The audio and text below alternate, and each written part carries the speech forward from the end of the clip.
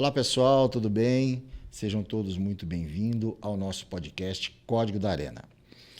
Mais uma vez vamos trazer informações valiosas sobre cavalo, sobre reprodução equina. Hoje com a gente temos o prazer de ter a doutora Sandra Frade, especialista, médica veterinária, especialista em reprodução equina, trabalha há mais de 10 anos no Área Império, que é um dos maiores aqui da nossa região, acredito que seja o maior. E acabei de saber agora que ela, além disso tudo, ela é madrinheira de Barretos já faz um tempo. Então, assim, é uma pessoa que sabe daquilo que vai falar e é um prazer tê-la aqui. Muito obrigado pela sua presença, viu, Sandra, pela disponibilidade. Viu? Prazer é meu, Everton. Primeiramente, né, o pessoal, os públicos, né, falar um pouquinho da vida da gente é sempre um prazer, né? Principalmente quem é do mundo equestre, né, do mundo amante do rodeio também, né, que, querendo ou não. Então, assim, eu tenho uma história bacana querendo ou não, uma coisa influenciou outra, mas, assim, eu acho que o princípio, a base de tudo é o amor pelo cavalo, né? Então, vou contar um pouquinho da minha história aí hoje. Claro. O que veio primeiro, a madrinheira ou a veterinária? A madrinheira. A madrinheira veio primeiro. Bom, antigamente, acho que tinha que ir um pouco daquele preconceito, né? Da mulher ser veterinária, e isso aconteceu, não foi diferente da minha situação. Mas, assim, eu acho que a primeira palavra que eu falei na minha vida foi cavalo, né? Antes de papai e mamãe. E eu tinha essa paixão absurda, assim, sabe? Eu sonhava de criança ter um caminhão para transportar os cavalos, sabe? Então, foi uma paixão realmente de criança. E isso foi passando o tempo, passei aquela fase da adolescência, e eu acabei... até um pouco da minha mãe, dos amigos do meu pai, que meu pai é agrônomo e tal, falou, não, Sandra, eu acho que veterinária não dá certo. E na época eu tive, assim, muito senão. Não, eu sou veterinária e eu fico lá no Mato Grosso do Sul, trabalhando numa fazenda muito longe. A gente acaba se privando de muita coisa da família por causa das distâncias, do trabalho. E, na ocasião, eu acabei fazendo uma primeira faculdade. Mas, assim, no último semestre da primeira faculdade que eu fiz, eu falei, não, eu vou fazer o que eu amo, que é veterinária. Mas, nesse paralelo, juntamente com iniciando a faculdade, de uma coincidência, eu tive a oportunidade de conhecer o mundo do rodeio e também foi uma outra paixão, né? E eu iniciei minha carreira no final de 99 para o início de 2000, em Minas Gerais, que eu sou mineira, da região de Belo Horizonte. O sotaque perdi um pouco, mas eu sou da região de BH. E aí foi uma paixão o rodeio, né?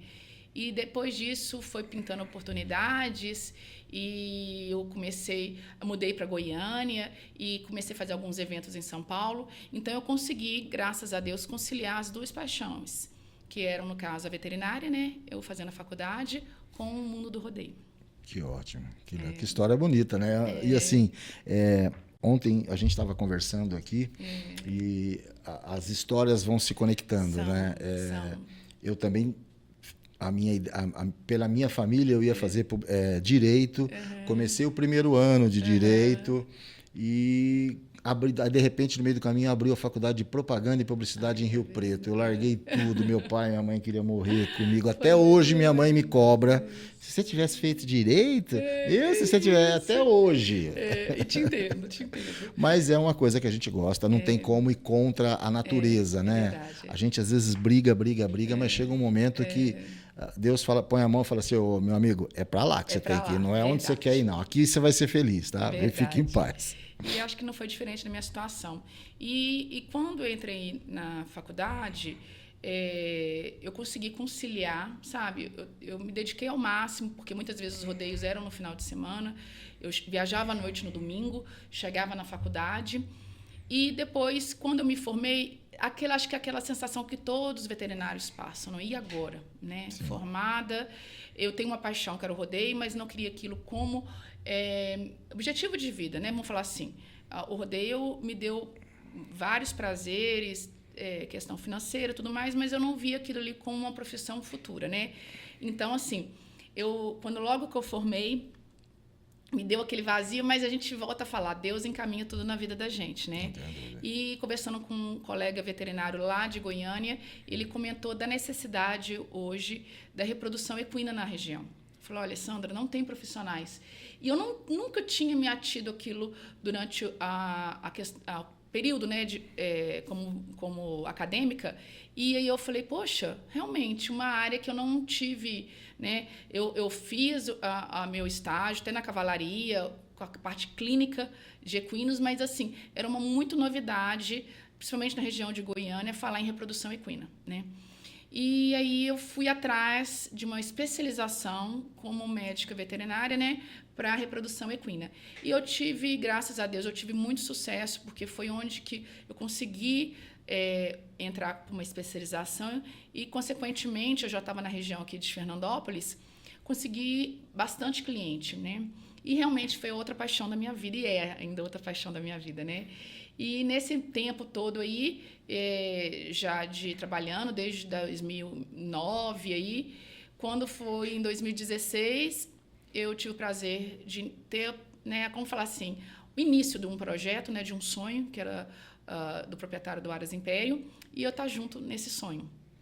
E desde então, que era um plantel para fazer a tropa de fazenda, virou o que é hoje. Virou o que é hoje. Então, hoje eu trabalhamos com éguas de ponta, hoje nós estamos uma tropa bem voltada aos cavalos de laço, tanto o garanhão quanto as doadoras, temos animais nos Estados Unidos, e a parte toda agora, né, abraço toda a parte, tanto clínica como a parte reprodutiva. Né, você faz tudo, então, né? Então, hoje eu sou realmente, hoje a parte toda lá, um pouco também da parte administrativa. A unidade é hoje em Fernandópolis. Fiquei um período em Cacilândia, onde era a segunda unidade por questão de estrutura física. Uhum. A gente precisa de um lote de doadoras, né? Mais de receptoras para receber os embriões dessas doadoras. E aí tive lá durante um período de quase 8, 9 anos em Cacilândia e agora migrei para Fernandópolis novamente para dar continuidade no projeto aqui. Que legal. Nossa, imagino quanta experiência e quanta história. Gente, sim, não perca, vocês vão ter muita história para contar, vocês já viram aqui, né? Você se imaginava um dia, assim, a gente está falando de história, está falando de conexões, estar à frente do maior Aras aqui do interior do estado de São Paulo, né? É um dos maiores aqui, né? Da nossa região, verdade, pelo menos. Né? Isso eu falei, é um prazer mesmo, de verdade, porque a gente não imagina, né? As coisas vão acontecendo, por isso que eu falo muito, as coisas vão acontecendo, né? Nada é por acaso. Nada é por acaso, a gente tem que fazer a parte da gente. Ah, não tive sorte, não. Eu acho que a gente tem que correr atrás dela, né? Porque muitas vezes a pessoa fala assim, gente, mas o tanto que eu me dediquei, o tanto que... Né, quando eu falei assim, não, eu vou largar tudo, eu estou indo para o Mato Grosso do Sul. Era uma unidade que era a fazenda lá, 50 quilômetros da cidade, eu não tinha parente, não tinha nada. Eu falei, não, eu vou abraçar o projeto, vou querer. Então, assim, hoje a gente colheu o fruto do que a gente plantou, sim, vamos falar. E isso foi desde o início do projeto, da infraestrutura que nós não tínhamos, que era uma fazenda de pecuária, né? De uma pastagem ideal para o equino. A gente teve vários problemas, porque assim, até a gente adaptar uma infraestrutura toda para estar executando um projeto, a gente passou por várias dificuldades, né? Tanto isso, acho que aprendi também com isso, né? Porque acho que a gente aprende com as dificuldades. É uma construção, né? Então, desde o momento que a gente falou, não, vamos montar uma infraestrutura, vamos ver o que dá certo, vamos montar um curral com uma infraestrutura, vamos montar um laboratório para ter o suporte para a gente fazer, porque assim...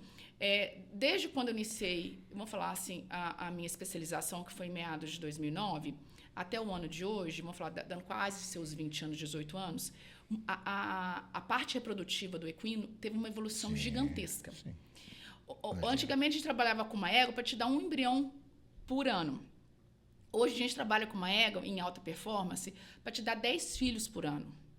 E aí, a gente tem tecnologias extremamente avançadas, na parte reprodutiva, como antigamente uma transferência de embrião, mas depois hoje já passamos por uma X, que é uma tecnologia até na reprodução humana. Então, assim, a evolução desse processo, eu tive que acompanhar.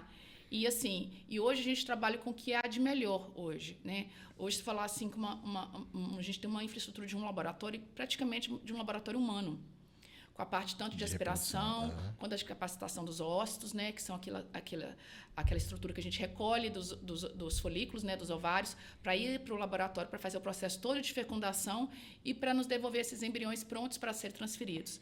Então, esse processo todo requer muito assim, tecnologia, muito aprendizado, e eu sou grata nessa parte, porque eu passei por esse desenvolvimento da implantação dessa tecnologia no Brasil e, né, e essa continuidade. Para você ter uma ideia, hoje, a mão de obra hoje veterinária no mundo, a mais requisitada é a brasileira, em médicos veterinários. Então, hoje eu tenho colegas na Arábia Saudita, a gente tem colegas hoje na reprodução no Brasil todo, nos Estados Unidos nem se fala, Canadá, a Europa toda.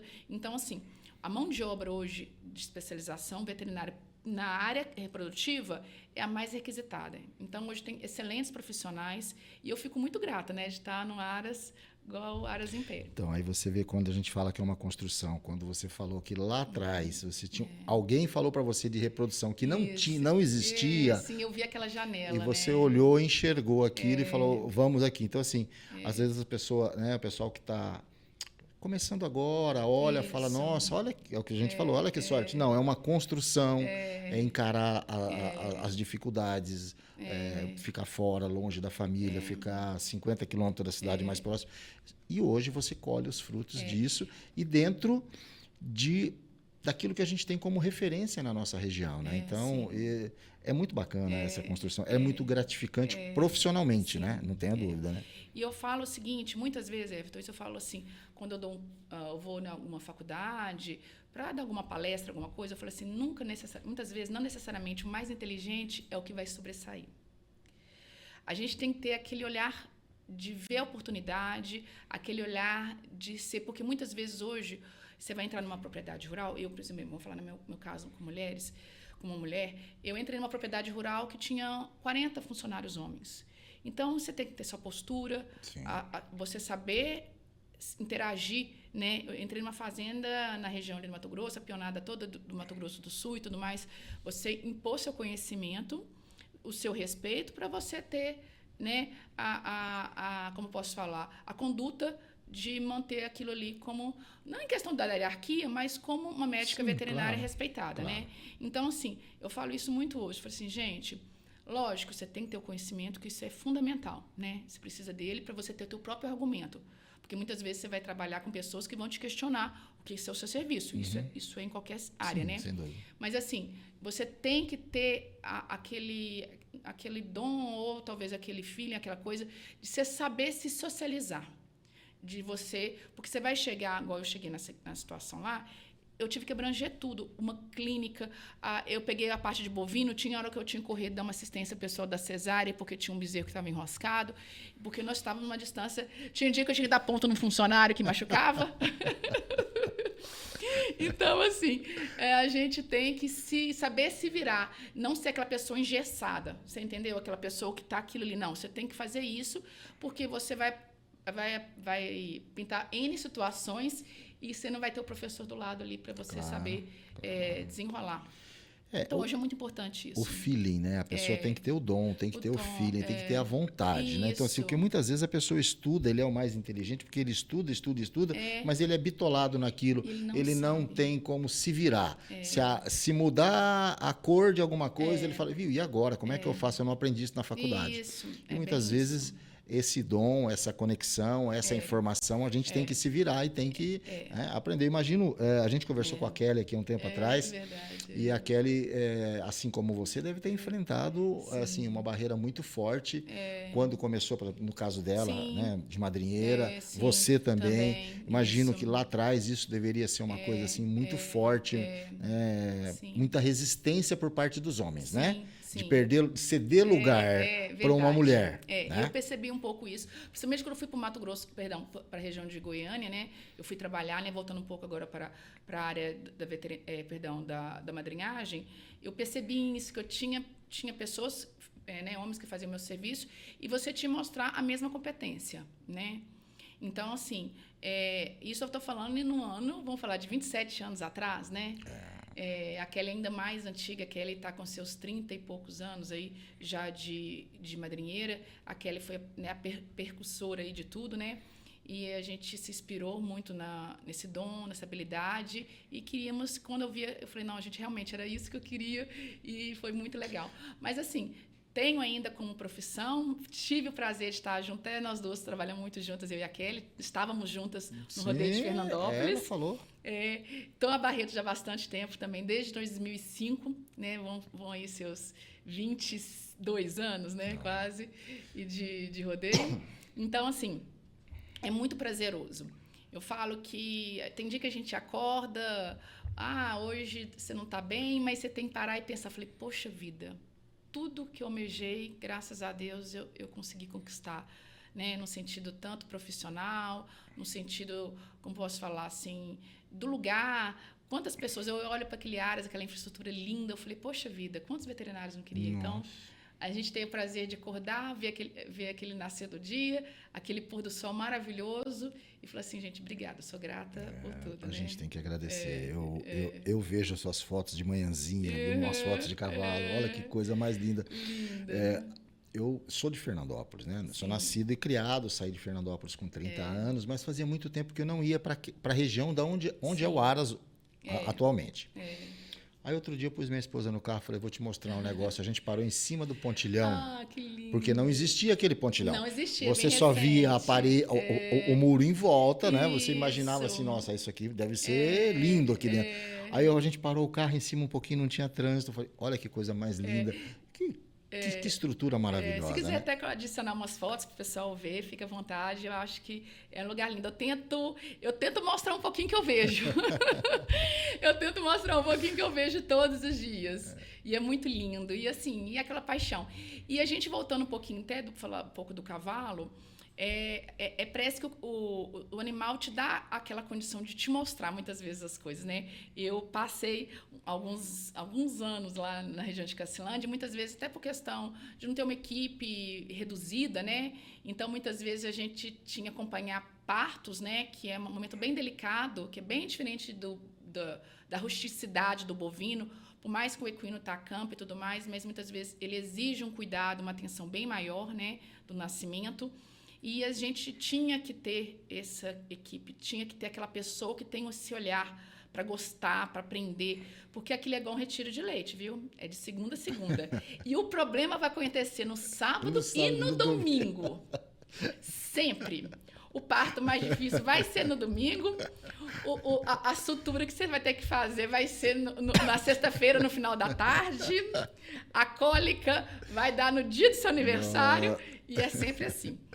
Então, assim, a gente precisa de uma equipe, né, para estar fazendo tudo isso aí, né? Eu tenho pessoas que trabalham comigo desde o início, eu tenho um funcionário, o Lucas, né, tá comigo desde o início, então, assim, é uma pessoa que eu fico muitas vezes muito tranquila de sair, né, e falar, fica aqui. Agora eu tô com outra equipe aqui montada aqui dentro de Fernandópolis, são pessoas incríveis que já estão comigo também há muito tempo, né?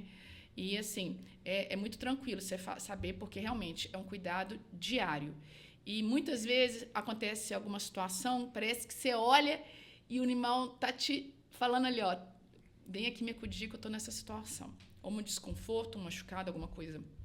Então, assim, tem que viver o amor, tem que ter um amor. E esse amor, graças a Deus, tanto no rodeio, que eu tenho uma paixão incrível. Tem dia que eu vou ver um vídeo de rodeio, tá acontecendo algum rodeio, eu vou assistir na televisão, eu começo a suar, começo a me dar aquela adrenalina, eu falei assim, gente, tô ficando ansiosa aqui, eu tô nem madriana, eu já tô ansiosa aqui, que coisa engraçada. Então, assim, acho que é a paixão mesmo, que move mesmo a gente. Não tenha dúvida, e essa conexão com o cavalo, ela é muito forte, né? O cavalo é um animal que a gente sente, eles nos sentem a uma distância. Então, isso que você está dizendo, eu acho que é muito verdadeiro. E imagino que seja mais verdadeiro para quem conhece as dores do animal, né? Por que esse animal está mancando desse lado, ou por que ele está... Enfim, algumas coisas nesse sentido. E aí entra o feeling, aí entra essa troca de energia, parece que ele está conversando, entre aspas, né? Tá te falando, ó, olha aqui, que é aqui que tem um problema, né? E eu estava até falando isso agora com a Kelly, eu estive lá agora, e eu tenho meus animais que estão lá, e eu tenho um garanhão lá. E assim, se for ver em qualquer, vamos falar assim, um garanhão, é um macho dominante, ele já tem um temperamento meio assim de dificuldade de socializar, porque ele sempre quer mostrar dominância. E eu tenho um garanhão que ficava na minha casa, e aí todos os dias de manhã cedo ele estava acostumado a ter carinho, a comer biscoitinho e tudo mais. E aí eu falei, Kelly, esse cavalo é um amor. Que ele falou, Sandra, mas é garanhão, não sei o quê. Aí hoje, quer dizer, acho que a questão do afeto, do carinho, o cavalo meio que desarma, né? Fica um cavalo receptivo para você chegar, ele te dá esse carinho, você vai no piquete e vem até você, porque ele já sabe que vai ter um carinho, vai ter, né? E aí ele falou assim, Sandra, eu não acreditei, e realmente é tudo isso que você falou. Eu falei, tá vendo, independente de ser um garanhão ou não, mas é a recíproca, né? De você dar e você receber. Isso é para cachorro, é para tudo. Que cachorro é bravo, mas talvez não só pela índole da raça, mas pela forma que você foi criado, né? Então, assim, eu acho que é muito importante hoje, que é muito difícil, você fazer a seleção da tua equipe, de pessoas que têm essa reciprocidade com o cavalo, porque ele é o que você ensina, né? Então, você tem que ter essa conexão para você ter o sucesso. E várias vezes, que cavalo ele é mau quando você entra na baia. Eu falei assim, para ter certeza aconteceu alguma coisa. Enquanto alguém não estava vendo, fizeram algo ali. Para ele ter essa conduta. Então, assim, isso é muito importante. A pessoa ter essa conexão, né? E, assim, e fazendo um paralelo do rodeio, o pessoal, mas você é veterinária, e como é que você lida com isso? Eu falei, gente, os animais do rodeio, muitas pessoas, eu já tive esse problema, uma vez que nós fomos fazer um evento lá em Brasília, e o pessoal veio me questionar, na época, o pessoal do IBAMA, do IMA, não lembro o órgão, perdão, IBAMA, a questão dos animais, a questão de maus tratos. Eu falei, olha, gente, eu faço questão de receber vocês lá, você vê os animais. Nós tínhamos animais, como já tem relatos de garanhão pulando até com 32 anos, quer dizer, é uma idade, assim, fora Longeva, fora da realidade, curva, porque pela longevidade da vida, um animal não viveria esse tempo se não tivesse proporcionado para ele um bem-estar em questão de uma pastagem, de uma ração, né? Então, assim, hoje eu sempre sou muita gente que discute, hoje não mais, mas naquela época tinha muito aquela questão mesmo da falta de conhecimento do que realmente acontecia no rodeio, né? Se acontecer alguma coisa, pode ter certeza que eu nunca provaria, né? Então, eu falo pelos animais que eu estive, pelo meio que eu frequentei, não admitiria nenhum maus trato em questão de ser um animal, um touro de rodeio, ou um equino, né? Um cavalo ou uma égua. Então, assim, os animais são sempre, graças a Deus, já teve problemas, como qualquer outro aras aí que já passamos por problemas, né? Mas, assim, eu, como veterinária, amante do animal, eu sempre visto muito a camisa. E eu sempre estou muito aberta quando o pessoal vem questionar a questão do rodeio, a questão de bons tratos. Eu sempre tento esclarecer, muitas vezes, pessoas que não têm conhecimento e vão pelo que o outro fala, né? Então, acho que o amor pelo animal sempre vai prevalecer comigo. Não tenha dúvida. Eu acho que isso faz toda a diferença. Faz toda. E ajuda a explicar aonde você chegou e como você está, né? Porque isso é uma construção sua, é um sentimento quando chega próximo do animal, e todos os animais sentem, mas o cavalo sente com mais força isso, com né? Certeza. Então, com toda certeza faz parte também, né? É verdade. Ô, Sandra, qual foi o momento mais difícil da sua carreira e que você quase desistiu? Eu digo da carreira de veterinária. Eu acho que o maior problema mesmo, acho que foi nessa mesmo. Logo depois que eu formei, sabe? Assim, eu senti assim, eu fiquei 2 anos para me achar, porque eu fiquei um tempo no exército, logo depois que formei, e assim, estou falando da forma assim, como que os animais, porque é uma área pequena, da forma que os animais ficam estabulados. E eu falei, cara, mas não é isso. Eu gosto daquela criação a campo, não sou a favor, por mais que a gente tenha as baias, mas assim, tem que respeitar o animal, por ser um animal herbívoro, ele precisa de pastar, ele precisa tomar sol, ele precisa se exercitar. E eu fiquei um período lá, aqueles animais muitas vezes muito só estabulados, fechados em baias. Eu falava assim, gente, e assim, eu fiquei preocupada, porque eu tinha entrado na faculdade com o intuito, né, de mexer com equinos. Aí eu cheguei no final da faculdade e falei, não, acho que não quero mexer com equino, não quero mexer com cavalo, não. Eu vou para... Se for isso, eu não quero isso. Se for isso, eu não quero isso. Eu vou partir para, sei lá, na época eu fiquei um tempo fazendo estágio também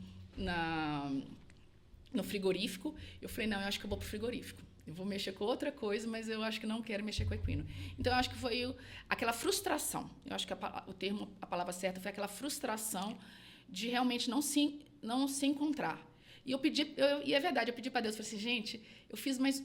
Quer dizer, eu queria provar para meus pais que eles estavam errados no sentido assim, porque eles me falaram, não faça veterinária, né? Não, é um campo. Eu falei, gente, mas eu tenho que provar que eu não estava errada, que eu tinha feito a escolha certa.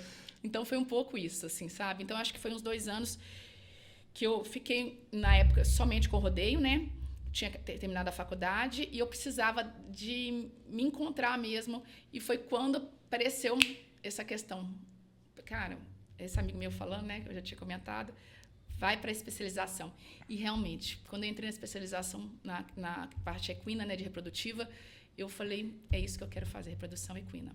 E foi, graças a Deus. E desde o primeiro dia de aula já tinha cliente.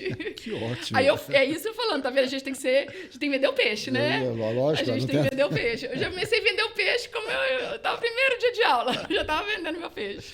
A gente, assim, acho que todos nós profissionais, não importa a área, ele tem que ter o lado comercial. Claro, né? isso que faz a diferença hoje. Porque faz parte do nosso negócio. Estou falando, a pessoa, isso eu falo muito, gente, não é o mais inteligente, é a pessoa que sabe socializar, a pessoa que tem esse... eu sei que muitas vezes é difícil, porque muitas pessoas são tímidas, né? Aquela pessoa ali que não...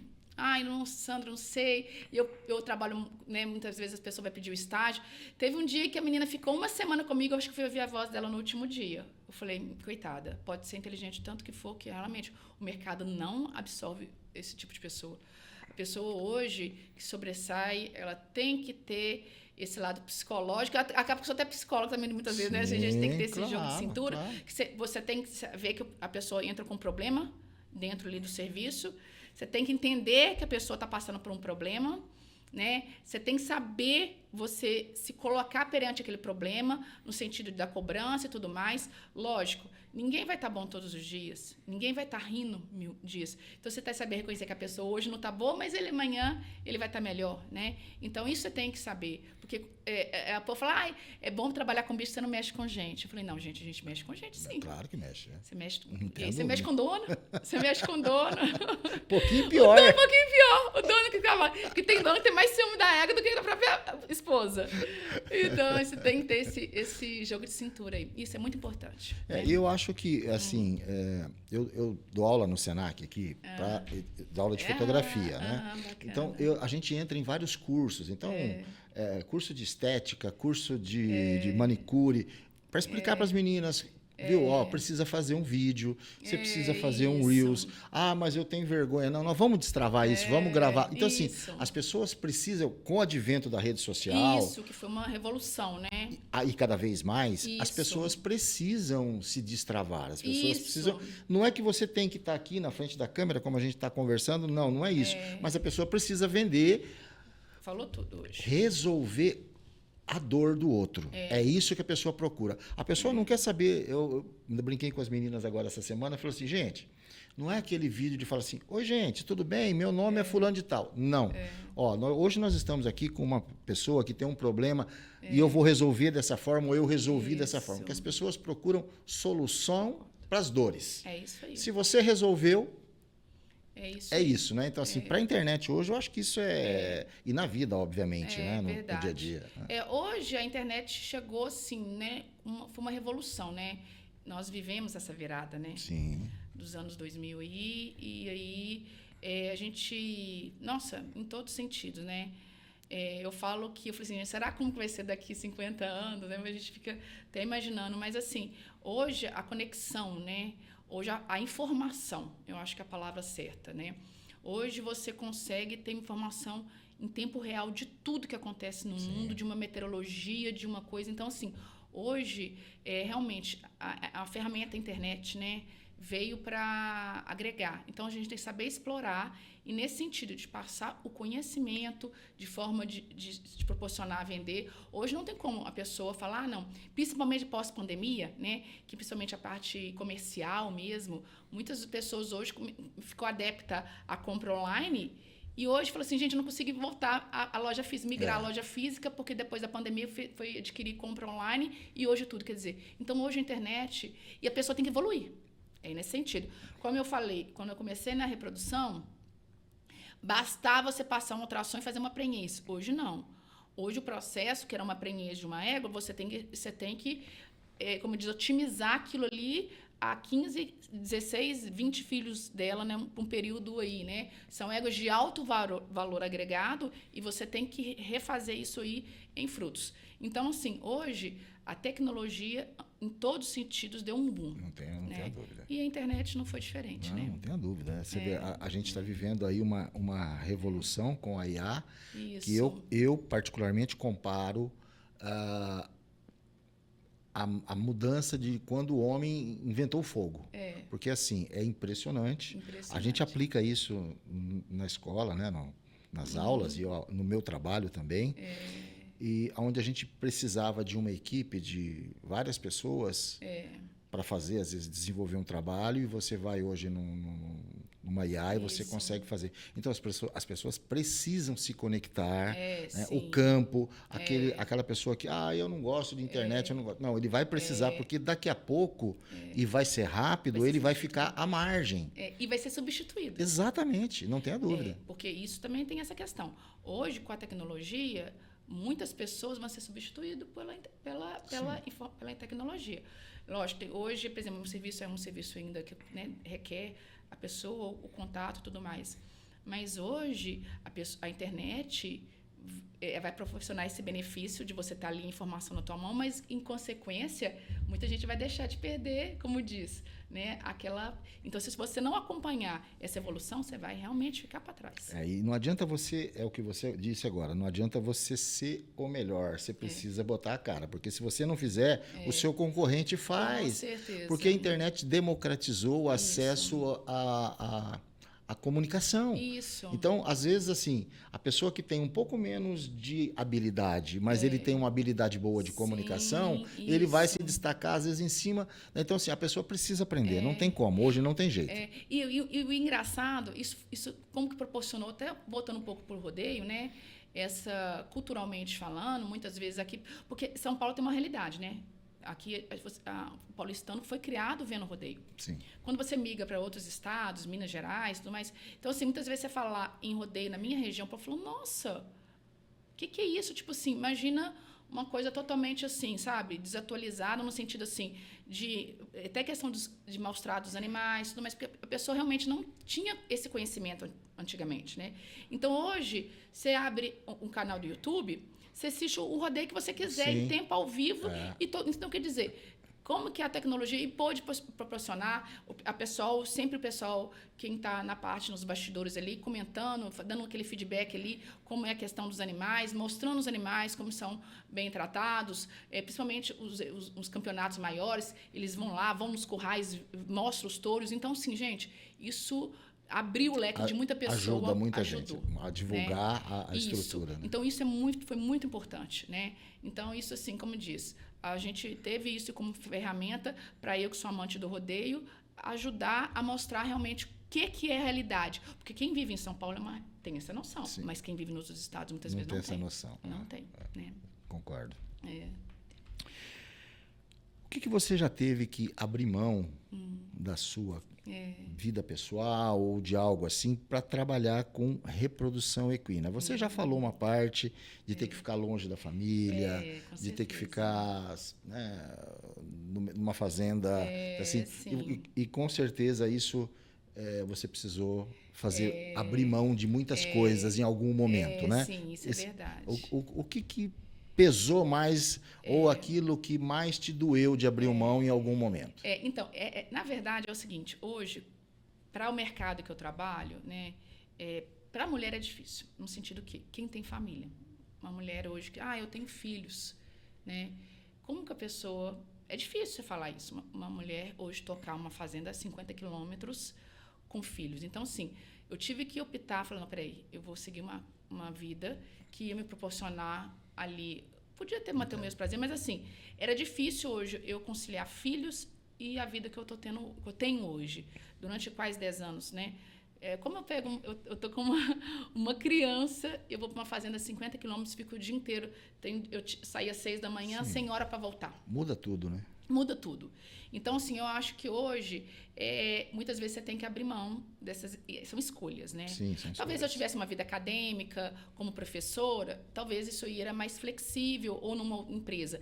Mas a reprodução, quem está a campo, é muito difícil. Tem amigas, lógico, tem várias amigas minhas que foram mães, mas muitas vezes é difícil, não é fácil. Porque, como você fala em reprodução, você não tem hora. A égua vai ovular no final de semana, você tem que inseminar no domingo. Tem vezes que eu tenho mais serviço num domingo do que durante a semana. Do que durante a semana, suponhamos uma segunda-feira. Então, isso é muito difícil você conciliar. O homem, né, tem a mulher ali muitas vezes junto, cuidando, né? Mas para a mulher isso é muito difícil. Então, assim, foram escolhas, entendeu? Entendo. Porque para conciliar os dois, eu acho que ia ser bem difícil. Existe algum cavalo ou égua que marcou a sua vida profissional? Ah, com certeza. Eu tive uma égua, até um nome engraçado, chamava Paula. Foi quando eu comecei a madrinhar, lá em 2004, 2005, eu adquiri ela. E foi aquela égua que eu vi, eu falei, eu quero ela para mim. Eu vi ela numa Aras em Anápolis. Eu lembro direitinho como fosse hoje. Eu passei na baia, meu olho encheu. Eu falei, gente, eu quero essa égua para mim. E eu tenho muito isso, viu? Quando eu quero uma coisa, eu não desisto. Nossa, eu sou meio tinhosa.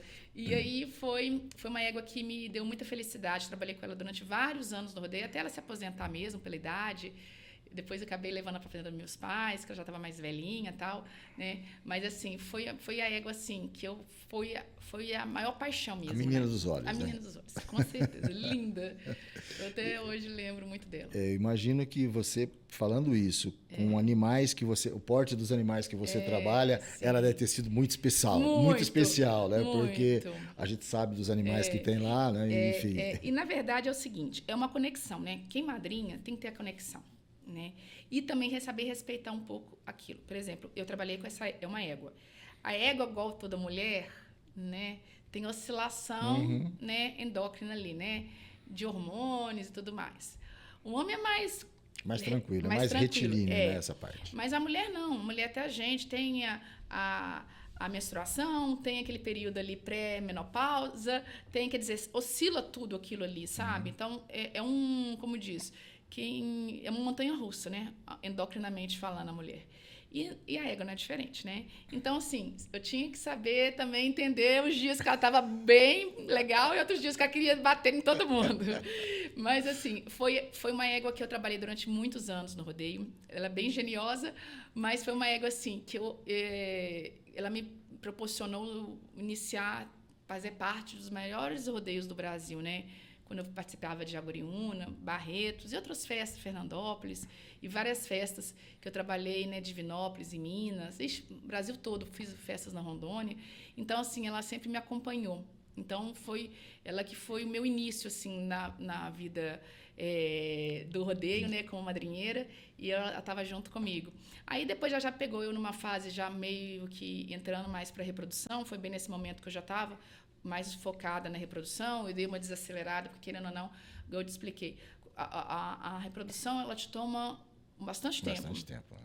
Hoje eu trabalhei cedo, né?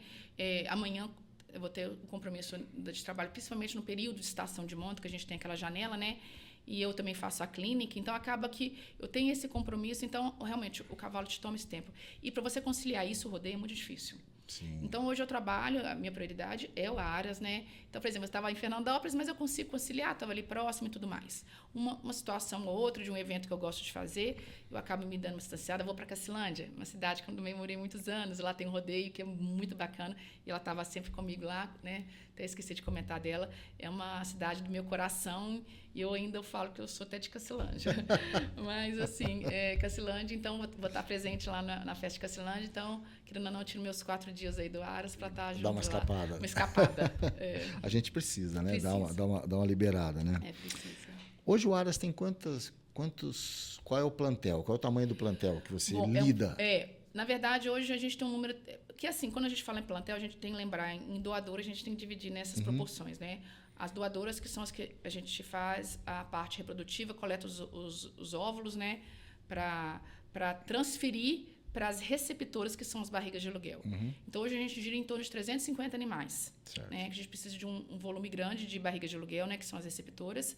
A gente tem os produtos oriundos dos nascimentos aí dessas doadoras, né? Que as receptoras, né? Elas vão parindo.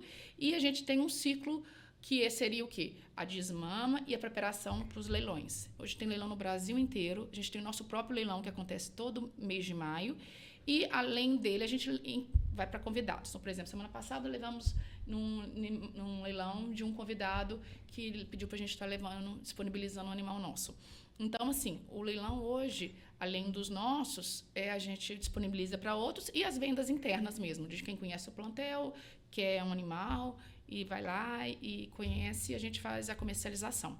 Então, hoje, assim, a gente está numa média de 300 e poucos animais, entre doadoras, potros e as barrigas de aluguel, que são as receptoras. Não é pouca coisa. É muita coisa. Para quem queria só um plantel para fazer a tropa de serviço, né, cresceu bastante. Você pensar em cuidar de 300 pessoas por mês, você tem 10 por dia, com problema, entre aspas. Né? E assim, eu falo muito isso, porque eles são muito individuais, no sentido assim, eu transferi um embrião de uma égua para uma barriga de aluguel. Mas eu não posso fazer um manejo radical com ela, porque ela tem amigas ali naquele lote. Então, suponhamos, aquela égua ficou com a gente um período ali de 2 meses, que é o período que ela estava gestando, e eu vou ter que entregar para um cliente que comprou.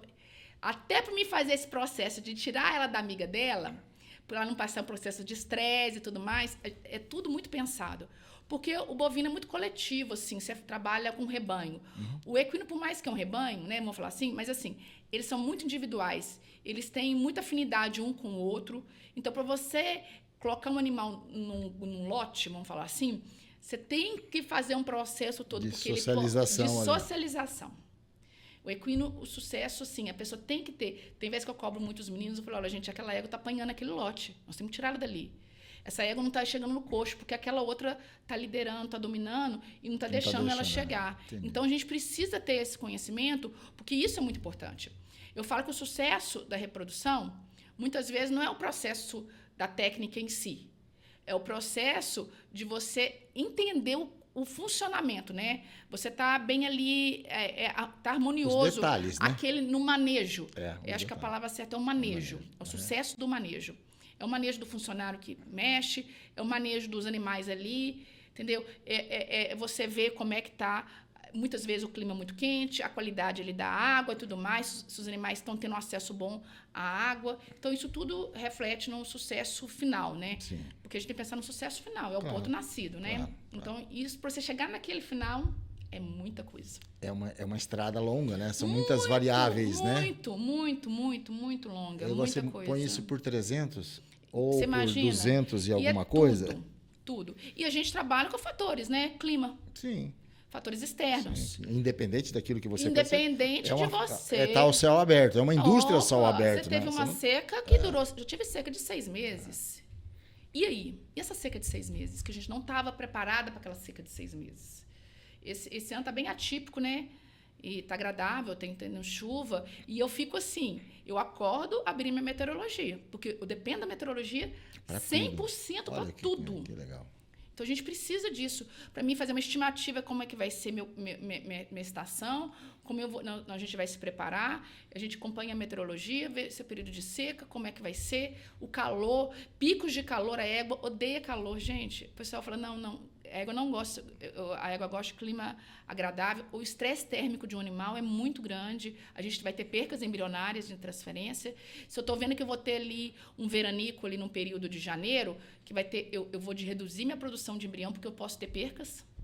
Então, tudo isso tem que trabalhar. É um planejamento, né? Você tem que estar planejando, olhando tudo, adiantando, né? Isso, prevendo. Você tem que ter essa visão de prever o que pode estar vindo ali na frente. E como a gente diz, é uma previsão, nem sempre dá certo. Né? Nem sempre dá certo, é isso aí. Hoje, em média, quanto custa para manter um animal? Não vamos falar especificamente de um cavalo ou patrão, enfim, alguma coisa específica. Uma égua normal, qual é o valor hoje dentro de Huaraz? Assim, você tem um número que possa falar? Sim, fique à vontade. Assim, depende do que você está fazendo. Por exemplo, eu vou colocar um animal que vai para treinamento. Aí eu tenho que ver a questão do treinamento, mas a questão nutricional do animal, a mantença desse animal, né? Com ração, com feno, a propriedade fornece uma pastagem. Então, isso aí é muito variável. Não tem um valor estimado. Você tem propriedades que você consegue uma mensalidade de R$1.000 a uma mensalidade de R$2.500. Vai depender de qual finalidade que o animal está alojado ali. Entendi. Vai do que é a finalidade do animal alojado. Entendeu? Entendi. Perfeito. O que as pessoas não imaginam sobre os bastidores de um aras do porte do Império?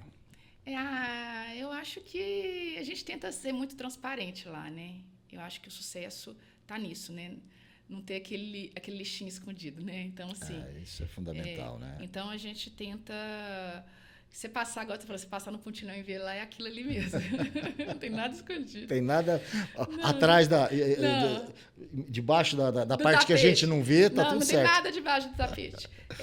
Eu sou muito metódica na limpeza, né? Vamos falar assim, nos bons tratos. Então, quando você vê lá, até o pessoal fala assim, Sandra, é tudo tão certinho. Eu falei, a gente costumou assim. Quando eu estou andando no pasto, eu vejo ali, tem um papelzinho ali, eu vou lá, já acostumei, eu já pego um papelzinho, eu pego aquele ali para manter limpo, é tão gostoso. Eu gosto da minha casa limpa, eu quero também tudo limpo, né? Então, a gente fala assim que a gente passa por situações sanitárias, né? Já tive problemas de tentar fazer controle de roedores, são partes assim, né, que você tem que adequar, né? Porque muitas vezes a gente tem que controlar a parte sanitária, que é o mais importante, né? Os animais, o bem-estar, porque tem períodos do ano que tem, por exemplo, agora uma doença muito respiratória, da mesma forma que é no humano, os animais têm doença respiratória, principalmente nesse período agora, um período de muita seca, muito frio, muito vento. Então, a gente tem que estar com essa parte. Então, já aconteceu de ter um surto de garrotilho, a gente passou um perrengue danado, porque todos os animais ficaram contaminados, né, pela doença, e a gente tinha que estar lá preparado para combater, né? Não foi uma coisa que a gente, como disse, é imprevisto que acontece, né? Então, assim, acho que em questão de... Eu falo pelo Aras Império, né? A gente tenta ser bem transparente. Qualquer pessoa chegar lá vai ver a realidade daqui. Eu tento mostrar ali um pouquinho mesmo. Que legal. Nesse plantel todo, hoje a gente sabe que vocês têm excelentes garanhões e um plantel fora da linha. Mas qual é o animal mais valioso? Valioso em termos de valor mesmo, monetário, que você já trabalhou ou trabalha lá no Império? Bom, o Shiny Beetle Ebony e o Dual Patron são os garanhões de referência, principalmente o Dual Patron, né? É o garanhão nosso chefe, né? É o que hoje a produção... E fomos muito felizes com o que ele proporcionou em questão de campanha, o que está nos proporcionando em questão de progênie, né? Dos filhos, né? Então, assim, eu até postei hoje a Carolina, ela é uma grande domadora aí do Instagram, né? Carolina Lopes. E ela veio aqui, adquiriu um animal nosso juntamente com o esposo dela, o Leandro Bravo de Cera, que é um competidor de muitos anos, né, de sela americana, também tem tropa, né, de animais de rodeio, e veio aqui e falou, Sandra, eu quero um filho do Dual Patron. Eu falei, então a gente vai achar o filho do Dual Patron para vocês. E ele todo dia falou assim, Sandra, como ele parece o pai. Então, assim, toda vez que eu tento postar um pouquinho da rotina dos animais, principalmente do Dual Patron, chove comentários assim, nossa, ele é muito lindo. Eu falei, é muito lindo mesmo. Ontem, inclusive, você postou. Postei. Eu vi. Então, assim, na verdade, o Dual Patron, ele nos fez uma carreira brilhante, né? Como competidor, né? E tá passando isso para a progênie, né? Isso que é o mais importante. Muitas vezes o garanhão ele é muito bom, porém ele não passa essa genética, essa habilidade, né? Para os filhos. E isso a gente está provando agora com os filhos dele vindo aí. Já tivemos esse ano, né? Uma filha dele ganhou na BQM lá, né? Como a melhor égua de laço na categoria aberta. Então, assim, a gente está mostrando para que ele veio, né? Para deixar aí os filhos. E isso não está acontecendo só aqui, tá? Nos Estados Unidos, tá bom? Porque lá nos Estados Unidos também, antes dele vir para o Brasil, né? Como onde fez a campanha toda, né? Como ele ganhou o campeonato mundial, ele deixou alguns filhos. E esse legado está também nos proporcionando essas vitórias, né? Já são de outros criadores, né? Que na época foi comercializado o sêmen, e nós estamos tendo essa mesma felicidade.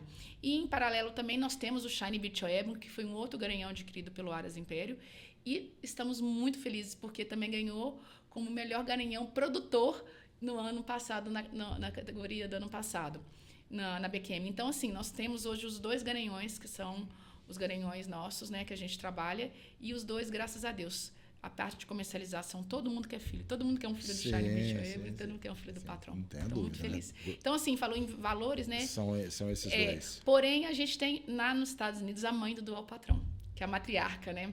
Hoje é uma das melhores éguas do mundo de laço.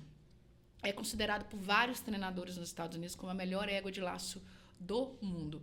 Então, a gente tem a felicidade de ter a mãe do dual patrão ainda, ela fica lá na parte reprodutiva, né? A gente ainda tem a parte toda de ICS, né? Do processo de coleta de embriões dela, e então ela se mantém nos Estados Unidos e os filhos dela vêm para cá. Tanto que chegou ontem uma putra linda, ainda não fiz a divulgação, tá? Acabou de chegar, a gente fez o embarque dela, desceu no Brasil, e a gente ontem ela entrou dentro do Aras, a nova integrante do Aras, filha, irmã do patrão.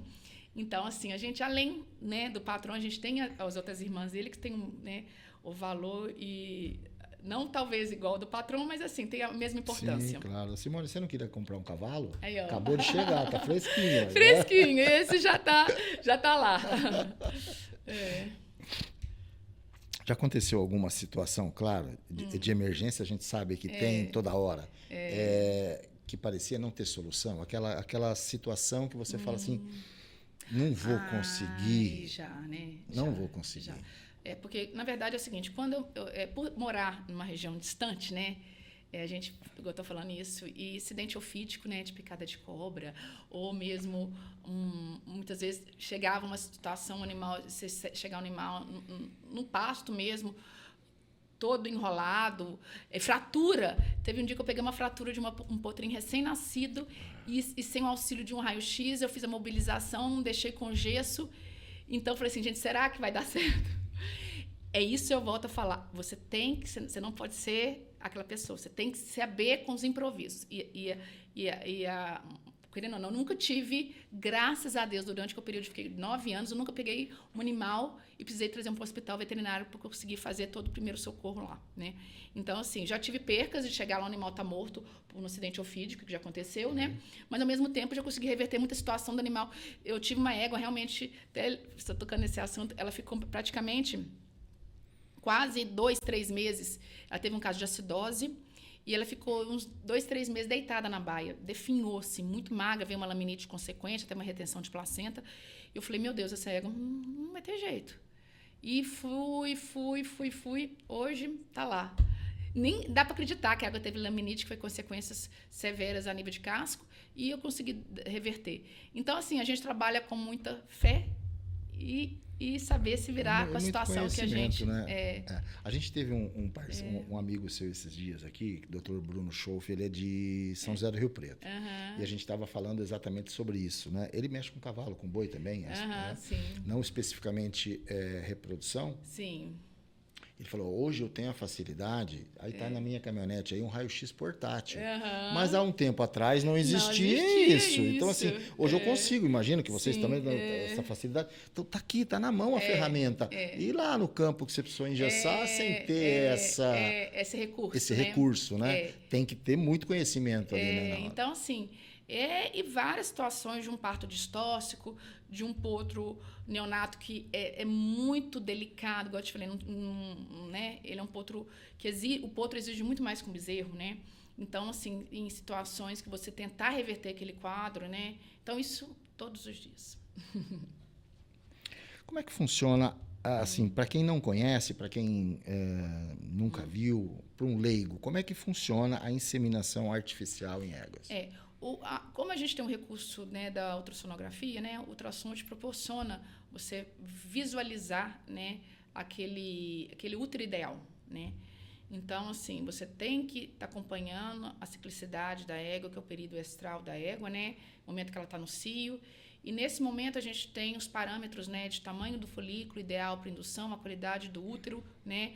Aquele manejo mesmo de você ver ali o animal é susceptível à monta, né? Então, assim, a gente é uma coisa de imagem e de comportamento, né? Então, a gente tem que fazer que isso é muito importante. Eu gosto sempre de ter um garanhão rufiando as éguas, porque muitas vezes eu vejo uma imagem que a conduta dela não é de receptiva ao macho.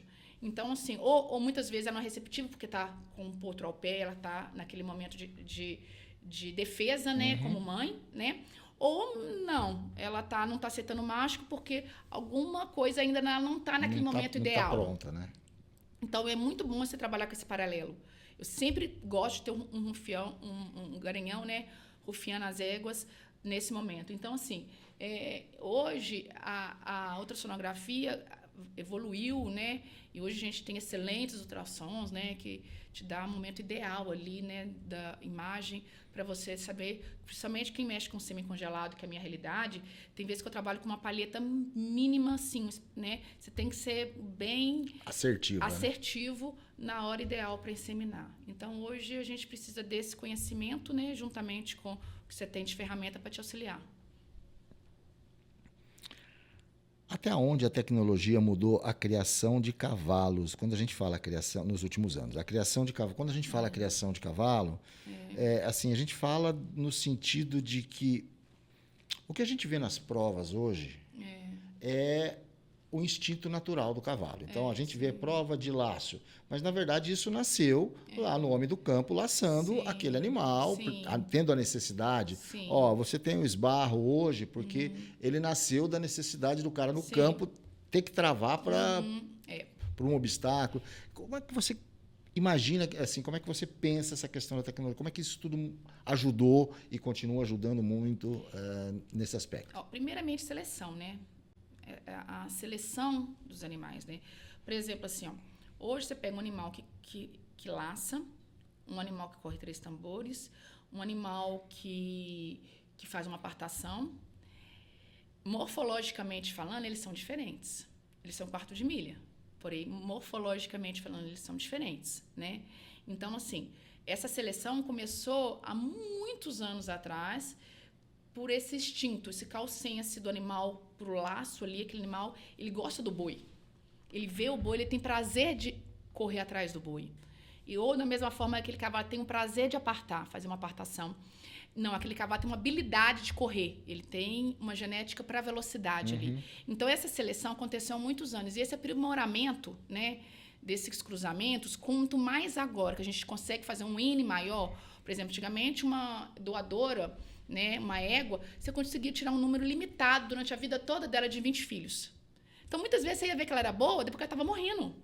Porque os filhos dela demoraram muito. Demorava até aparecer o resultado. Não. Hoje que você consegue, com as tecnologias, com as ferramentas que a gente tem hoje, fazer um plantel precoce daquela doadora. Ela está com seus 10 anos, mas já tem um N filhos aí competindo, né? Então, assim, hoje, essa seleção que começou há muitos anos e com a tecnologia, né? Isso veio tudo fazendo um aprimoramento, né? Pela morfologia dos animais, pela habilidade daqueles animais, porque o quarto de milha é tudo quarto de milha, porém, cada um na sua área. Na sua área, né? Então, assim, praticamente hoje é possível prever isso, né? Opa, com certeza. Você consegue... O aprumo, a morfologia, aquela estrutura, né? Quando eu falo morfologia, né?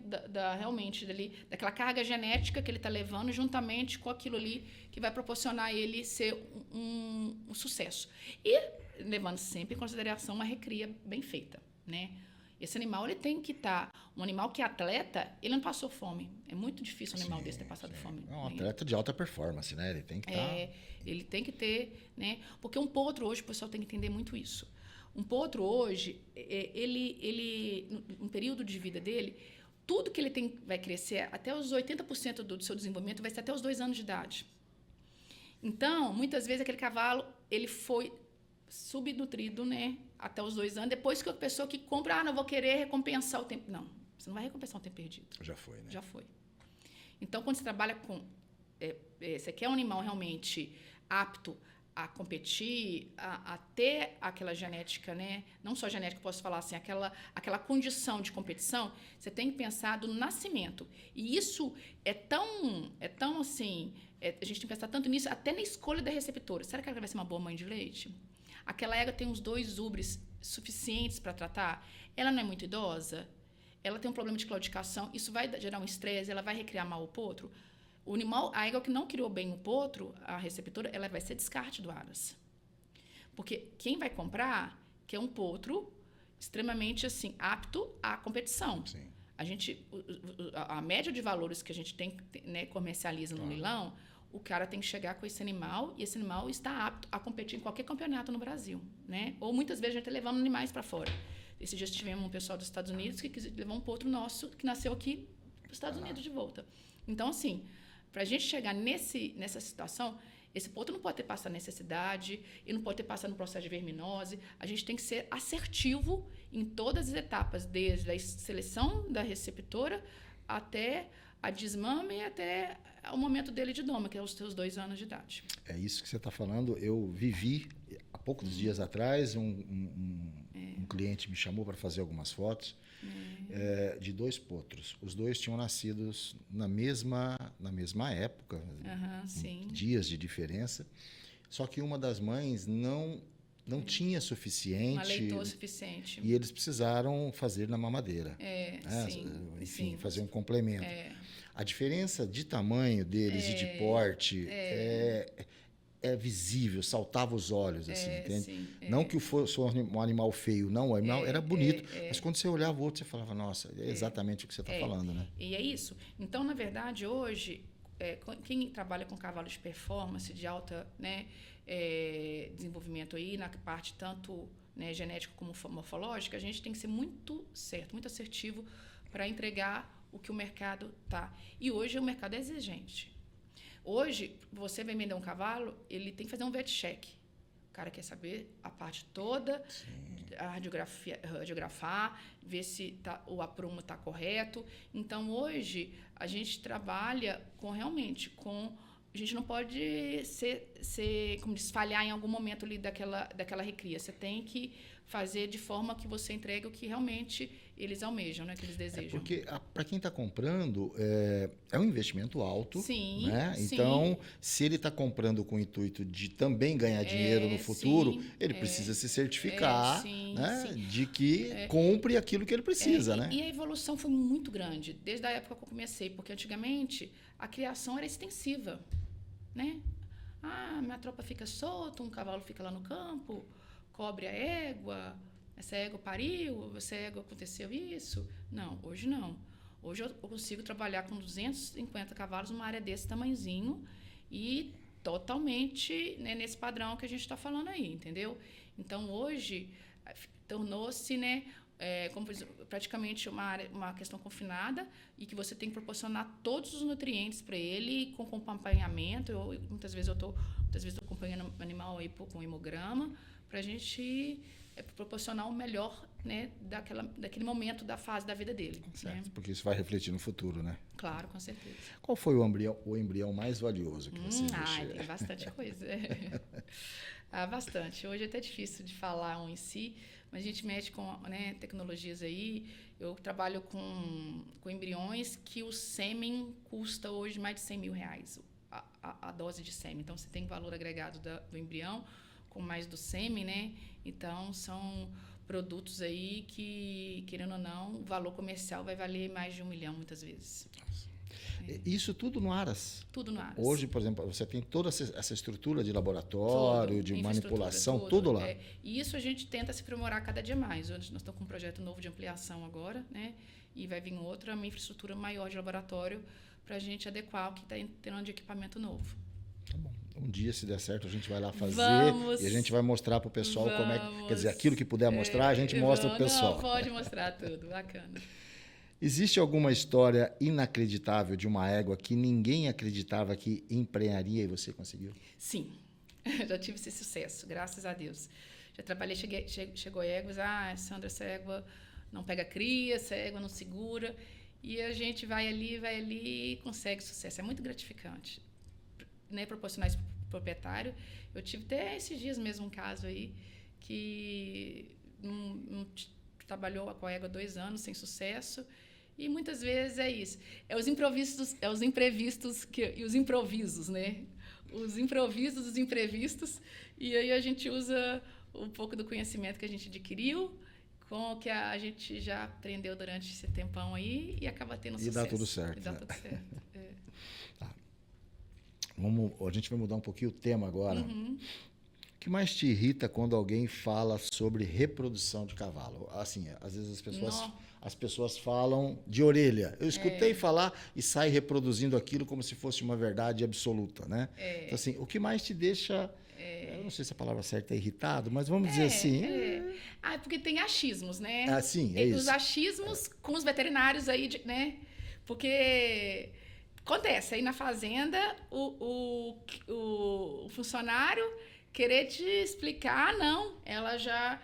E muitas vezes acontece, né? Não, ela égua pariu e eu já vou colocar no 7º dia, já vai estar dando cio do potro, não sei o quê. Eu falei, gente, não é bem assim. Não é bem assim. Muitas vezes a égua não está receptiva, a égua não está preparada, e aí o cara quer que colocar aquela monta natural meio assim, né? Condicionado, porque ele achou que... Não é bem assim. Então, assim... Eu acho que eu já passei dessa fase, porque graças a Deus não trabalho com mais. Mas é isso mesmo, entendeu? Entendeu? E aquilo que muitas vezes ficava delegado para o veterinário, para o funcionário, e suponhando que deu certo uma vez e acho que aquilo ali é via de regra. Que aquilo possa ser reproduzido em todos os animais. Em todos os animais, né? E não é bem assim. Não, claro. Por exemplo, eu tenho éguas que vai começar a parir agora, muitas vezes pelo clima, pela época do ano, que a égua é muito sensível à luminosidade, a égua ela cicla com os dias longos. E a gente está com um dia curto. Tanto é que dia 22 é o dia mais curto do ano, agora dia 22 de junho, né? Isso Então, quer dizer, esse período, muitas vezes, as éguas estão parando de ciclar. E se a égua está parindo ali, muitas vezes ela não vai apresentar o cio naquele momento ali, sabe? Não por questão de escória corporal, de nada, é porque é fisiologicamente. Né? E muitas vezes a pessoa não sabe da fisiologia e quer impor uma coisa que seja regra. Eu fico muito brava com isso. Qual o maior erro que os criadores, assim, em geral, cometem com suas matrizes? O que você vê no campo? Tratar mal a receptora. Que, assim, tratar mal, eu quero falar o seguinte, não fornecer o trato necessário. Quando eu falo receptor, é a barriga de aluguel, né? Sim. Por exemplo, ele trata bem da doadora, a doadora tá linda, gorda, obesa, que também não é ideal, que o animal obeso não é saudável. E a receptora que está gestando o produto da outra, tá ali, coitadinha, comendo vamos falar, um trato, vamos falar assim, não ideal, vamos falar, né? Então, muitas vezes, a que necessita da melhor nutriente, né? É a receptora. Em nível de ração, em nível de pastagem, porque além dela gerar, aí eu volto a falar naquela situação. A receptora, ela tem que estar linda, extremamente bem nutrida, porque ela que vai gerar e ela que vai nutrir o potro que vai ser um futuro campeão, né? Se a pessoa tem esse objetivo.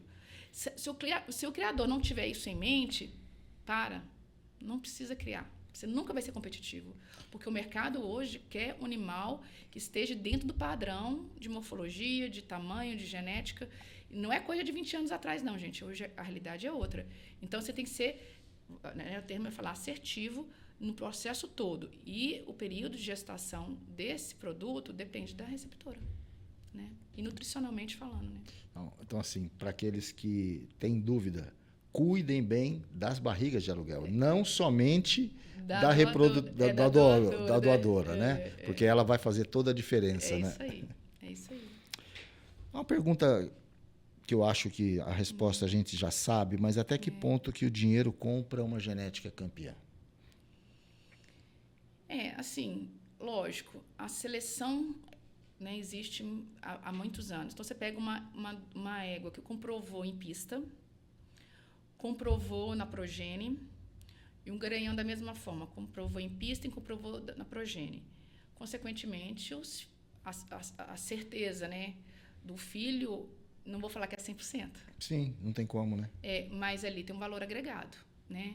E isso que a gente trabalha, né? Ser assertivo na genealogia juntamente com a morfologia, né? Então, assim, por exemplo, a gente tenta... dentro do que a gente faz, vamos falar na minha realidade, né, que é o animal de laço, né, do Tim Hopin aí, a gente tem, por exemplo, nós temos as formas, que são os garanhões, e também temos as formas que são as matrizes, né? As doadoras nossas, né? As reprodutoras. Então, a gente tenta fazer dessa forma que a gente consiga fornecer para o mercado aquele produto, né? Então, assim, é isso. O dinheiro é no investimento.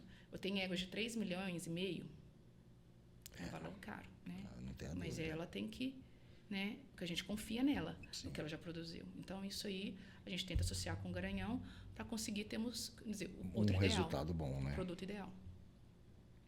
Um cavalo campeão, ele nasce ou ele é construído? Os dois. Ele nasce e ele é construído. E da mesma forma que eu falei, você botar na mão das pessoas certas faz toda a diferença, com certeza. Eu acho que é os dois ali, né? Muitas vezes o cavalo não consegue te entregar o melhor porque ele não tem uma morfologia que te permite uma angulação boa de membros. Então, por exemplo, um animal que esbarra, se não tiver um bom posterior que te permite aquilo, você não vai conseguir conseguir o que talvez... Aquilo, né? Entendeu? Então, assim, você precisa da morfologia, você precisa da genética, do cavalo gostar daquilo que faz, entendeu? Então, é um conjunto. E também, da mesma forma, a pessoa saber atribuir essas habilidades dele, que ele tem ali para agregar no que ele sabe. Então, assim, é os dois. Ótimo. Assim, essa pergunta, essa que a gente acabou de fazer, a gente faz para todo mundo. Ela está meio que dentro das perguntas. A gente faz ela para o treinador, que a gente já teve treinador, sim, veterinário, competidores aqui, né? Porque a ideia é que a gente leve essa informação para mais pessoas e as pessoas sim, entendam que não é só você falar assim, eu comprei um animal de tanto, aí você não cuida desse animal direito, você vai destruir sim, um potencial. Claro, né? Com certeza. E a gente já viu isso, né? De cavalos muito bons. E a pessoa compra, depois ele fala assim, agora eu estou apertado, não estou conseguindo, e o cavalo começa a definhar, e enfim. E não só nisso, o animal, igual eu te falei, ele vai revidar o que você está proporcionando para ele. Então, muitas vezes, uma doma mal executada, entendeu? Isso vai refletir lá na frente dele. Então, a pessoa tem que saber entender, saber enxergar, ver aquilo ali que está acontecendo. O cavalo, talvez, ele passou por um estresse ali, por um processo ali que talvez ele chegou com aquele, não posso falar, com aquela defesa, né? Que foi condicionado, né? Então, você tem que saber enxergar aquilo dali, não como um defeito, mas com algo que você tem que tentar corrigir para que ele não continue apresentando aquela situação. Aquilo, né? Tirar um vício, né? Um vício. É uma defesa, muitas vezes, dele, né? Sim, sim. Né? A gente enxerga como um vício, mas é uma defesa, né? É aquela pessoa que nunca dirigiu, aprendeu a dirigir em casa, quando ele vai dirigir na autoescola, ele fala, nossa, mas é diferente. Não. Você tinha um vício, né? Exatamente bem isso. Verdade. Existe muita gente gastando dinheiro errado na reprodução equina? Eu falo assim, que hoje o custo agregado, a gente volta a falar nisso também. Por exemplo, o custo da reprodução não é barata, certo? Aí a pessoa peca naquele momento ali. Vamos supor, um processo da receptora. Aí essa receptora não vai entregar um potro ideal. Então, o cara investiu naquele processo. Suponhamos, muitas vezes eu estou com um embrião dentro do botijão, que o custo dele já foi de mais de 15 mil. Então, eu tenho que ser muito assertiva para saber colocar aquele embrião na égua ideal. Entendi. Então, eu tenho que fazer uma seleção, e aí entra o manejo, entra o momento ideal da receptora. Eu vou transferir nesse momento agora, vai ser bom? É um momento de muito calor, é um momento de muito chuva, é um momento de estudo? Tudo isso tem que avaliar. Então, assim, você tem que ter essa noção do que você tem ali guardado. Muitas vezes, que eu estou falando do embrião que já foi para o laboratório, teve um curso todo de preparação, que isso é o custo da preparação desse embrião. Muitas vezes nem está incluso o custo da cobertura. É o custo da preparação daquele produto ali. Então, assim, você tem que ter essa noção. E aí você peca onde? Na recria. Aí o cara vai falar assim, puxa vida, gastei tanto, eu não estou entregando isso. Então, assim, para você realmente fazer um investimento nesse, você tem que saber a égua que você está usando, o garanhão que você está colocando, porque o custo vai ser caro. Mas você quer vender, primeira coisa, você quer vender para quem esse produto seu? Você quer vender para o cara que vai realmente investir, vai correr, né, pista oficial, o cara que está lá que vai pegar e vai... Não. Não, eu quero fazer um comércio só local aqui na região minha aqui, sem muito valor agregado. Então, aí você tem que saber. Para quem você quer vender? A primeira pergunta. Entendi. Eu acho que isso norteia todo o processo, né? Porque, como você disse, você tem um embrião de 15 mil reais, quer dizer... De custo de produção. Só o embrião. Aí você tem todo um resto. Aí, quando chega lá na frente, você relaxa, esse animal não vai acompanhar, né? E, muitas vezes, o grande problema que eu vejo do desânimo, muitas vezes, comecei a criar, deu prejuízo, é muitas vezes isso. A pessoa não está preparada. A pessoa empolga naquele momento, faz uma coisa assim, um gasto faraônico, e quando vê, realmente não vai colher o fruto. Outra coisa, hoje, vamos falar assim, que 70% do custo de um potro nascido é alimentação. Se você não estiver preparado para isso, entendeu? Para você fazer essa conta, que hoje a gente tem que fazer conta. Peraí, eu não tenho área física para isso, então eu vou ter que comprar feno, vou ter que comprar um rolão, eu vou ter que gastar com ração, esse potro vai comer tanto tempo, essa receptora vai comer tanto tempo, esse potro vai me custar tanto de reprodução, da cobertura e tudo mais. Qual que é o valor que eu tenho que vender? Na hora que chegar lá no final, qual que é a conta, né? Não vai. Então, assim, se for fêmea, é um valor maior, se for macho, é um valor menor. Então, assim, você tem que estar preparado para isso. E muitas vezes, que acontece e muito, em 90% dos casos, a pessoa vai na emoção. E não é emoção que você tem que trabalhar. Sim. Porque quem começa na emoção, termina rapidinho. Porque você tem que enxergar nisso um investimento, um negócio, uma empresa, né? Não dá para ser diferente, né? Sim, entendeu? Então, assim, o cavalo, você pode ter a morte, você pode ter, né? É um valor agregado caro, você pode ter uma fatalidade, que o cavalo não torne-se mais competitivo, né? Então, assim, por alguma patologia. Então, assim, tem muita coisa envolvida, sabe? Então, assim, eu falo que eu até tem hora que eu desacelero o próprio cliente. Eu falo, calma, vamos dar um passo de cada vez. Porque você fica muito tempo sendo. Quanto vale uma prenhez de genética diferenciada hoje? Isso eu te falo, é muito relativo. É muito relativo. Um custo hoje, a gente tem potros vendendo na média de 200 mil, de 1 milhão. Então, é o público que você quer vender. Entendi. Tem que ser como estimular isso. Está embutido na resposta que a gente falou agora há pouco das variáveis. Das variáveis. Você tem muita coisa envolvida, né? Vou me colocar no lugar de quem está fazendo uma pergunta aqui. Sim. Se eu tivesse apenas 50 mil reais para começar no mundo do cavalo, eu guardo ou eu invisto num cavalo? Bom, é difícil de falar, né? Aí é a situação. Primeiro é a paixão, né? Tem que amar e tem que colocar aquilo ali realmente como um investimento. E a partir do momento que você coloca como investimento, você tem que correr atrás do que é o objetivo, né? Então, assim, se você tem naquele cavalo, você acredita no potencial desse cavalo, é um bom investimento, né? Já comprei animais que eu sabia que, pela genética, se eu colocasse em treinamento, eu conseguiria triplicar esse valor. E isso acontece, tá? Tanto quem corre tambor, quem corre... Não, esse animal, ele tem tudo para ser um campeão. Então, é um bom investimento. Mas você tem que viver aquilo, né? Sim. Então, você tem que estar no meio para você viver isso. Porque muitas vezes acontece muito isso. A pessoa compra com a ilusão, mas a pessoa não tem essa noção do que fazer, qual o próximo passo. Não é só comprar. Compra no entusiasmo, né? Compra no entusiasmo, isso aí. E depois, a hora que ele tem que pagar 1.500, 2.000 por mês para deixar o cavalo. Isso. Mas não imaginei que era isso, não imaginei que era aquilo. Cavalo come, gente. Cavalo come, precisa de treinador. Fica doente, precisa de veterinário, né? Isso aí.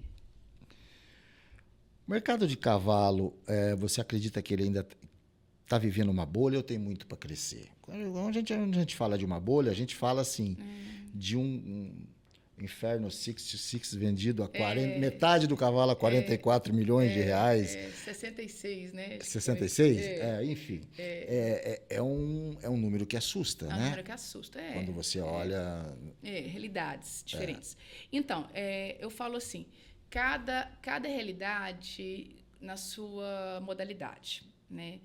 Hoje, por exemplo, assim, um garanhão desse, pessoal, muitas vezes, vou ser bem sincera, eu não vejo isso, talvez, muitas vezes, como um retorno, né, talvez, do investimento. Mas, muitas vezes, isso é importante para o Aras ter o know-how dele perante o que ele tem pretensão de fazer na carreira. Suponhamos, muitas vezes ele consegue agregar esse valor na comercialização da cobertura, né? Um cavalo desse, por exemplo, na modalidade rédeas, né?